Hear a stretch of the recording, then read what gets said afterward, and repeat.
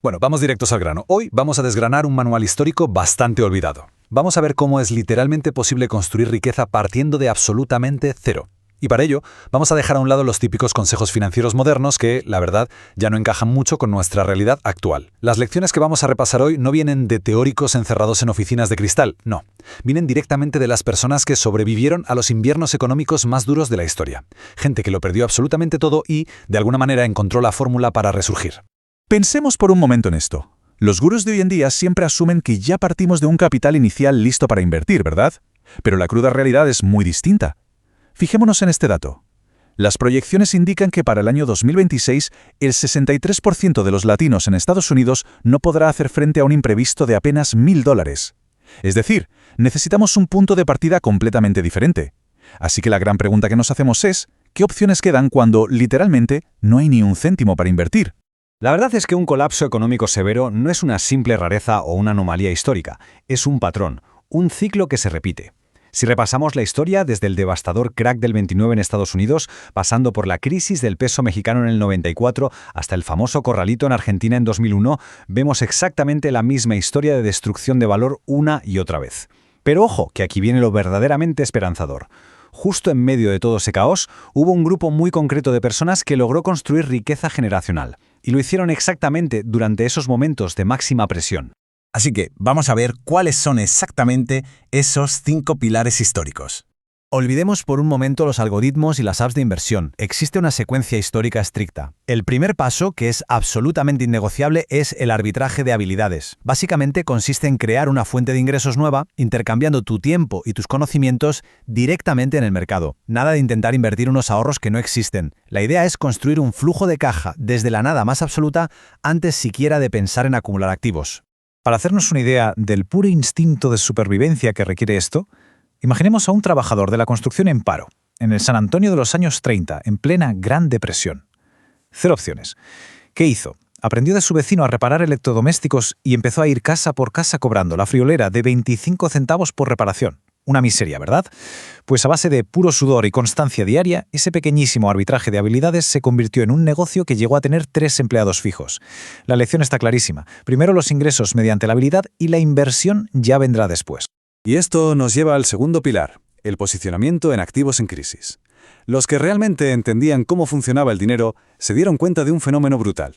Vieron que, cuando cunde el pánico general, el precio de mercado de un bien y su valor real o fundamental, se divorcian por completo. Un ejemplo monumental de esta desconexión lo tenemos con Coca-Cola.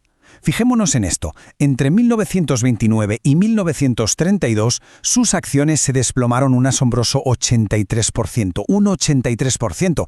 Pero, seamos sinceros, la gente no dejó de beber refrescos de la noche a la mañana. La infraestructura de la empresa seguía intacta y la demanda del producto también.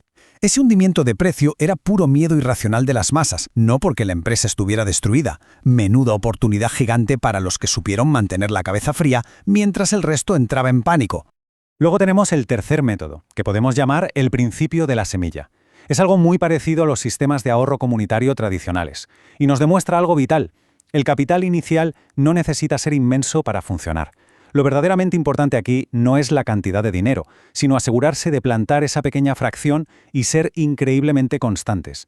Caiga quien caiga y pase lo que pase en la economía. Los números en este punto hablan por sí solos. Pensemos en lo increíblemente difícil que era ahorrar un triste dólar en la época posterior a la depresión, cuando cada céntimo era cuestión de supervivencia. Pues bien, los registros muestran que un humilde trabajador de correos de Kansas City empezó a depositar $1 a la semana, religiosamente, a partir de 1935. 20 años después, había acumulado $14.000, que ajustado a la inflación, estamos hablando de unos $160.000 de hoy, un triunfo absoluto de la disciplina humana. Pasamos al cuarto método, los negocios de primera necesidad. En tiempos difíciles hay que ser súper pragmáticos. Mientras el lujo y lo superficial se hunden estrepitosamente, ocurre lo contrario con los negocios esenciales. Las pequeñas tiendas de alimentación, las farmacias locales o las bodegas de barrio, aquellas que vendían lo básico para sobrevivir, se convirtieron en los pilares de sus comunidades y a la larga generaron una riqueza tremendamente sólida. Si traemos todo esto al panorama de 2026, la jugada es exactamente la misma. Sectores como los servicios de salud, la estabilidad energética o las cadenas de suministros de alimentos son claves. Y sí, también los servicios habilitados por inteligencia artificial. ¿Por qué la IA entra aquí? Porque automatizar tareas y mejorar la eficiencia ya no es un capricho corporativo, es una cuestión de supervivencia para las empresas hoy en día. Posicionarse ahí proporciona exactamente la misma ventaja estructural que tenía el farmacéutico del barrio en 1933. Llegamos al quinto y último pilar, el anclaje en activos reales. Básicamente es vital atar una parte de esa riqueza que acabamos de crear al mundo físico. Hablamos de bienes tangibles, cosas que aguantan el tipo cuando los bancos congelan las cuentas o cuando el papel moneda pierde toda su credibilidad en medio de la tormenta. Esta cita lo resume a la perfección. Y la historia nos deja imágenes que ponen los pelos de punta para demostrarlo. Durante el durísimo invierno del hambre holandés en 1944, el dinero en efectivo era papel mojado. Las familias caminaban decenas de kilómetros abajo cero solo para cambiar joyas y metales preciosos por algo tan básico como un saco de patatas. El valor intrínseco era lo único que te salvaba la vida. Es exactamente el mismo motivo por el que las tierras agrícolas, que nadie quería en los años 30, se convirtieron en minas de oro apenas 2 décadas después. Vale, ha llegado el momento de ver cómo se traduce todo este manual al presente, al 2026. Lo primero es esquivar esta trampa letal. Imaginemos que estamos corriendo a toda pastilla en una cinta que va en dirección contraria. Mantener una deuda familiar promedio con un interés altísimo y tóxico del 21%, mientras intenta tímidamente sacar un rendimiento del mercado del 7%, es la garantía absoluta de ir hacia atrás. Financieramente hablando, invertir mientras se mantiene esta deuda es destruir riqueza sin ni siquiera darnos cuenta. Y aquí está la hoja de ruta paso a paso para aplicar hoy mismo. 1. Generar nuevos ingresos con el arbitraje de habilidades, ese dinero que el sistema todavía no ha tocado.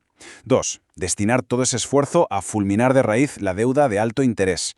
3. Solo cuando nos quitemos esa carga pesada, es momento de plantar la semilla en activos en crisis. 4. Apuntar a esos sectores modernos de primera necesidad. Y 5. Anclar una parte de ese valor en el mundo físico, en activos reales. Benjamin Graham, el legendario padre de la inversión en valor, no se sentó a esperar que la economía se arreglase sola. Escribió el libro de inversión más importante de la historia en pleno colapso financiero. Así que la gran incógnita y el desafío que tenemos ahora mismo es ¿cómo vamos a utilizar este manual olvidado para forjar nuestra propia base desde cero? Las reglas ya están sobre la mesa. La forma en que apliquemos esta historia es lo que definirá quién va a prosperar en las próximas décadas. ¿Por dónde vais a empezar?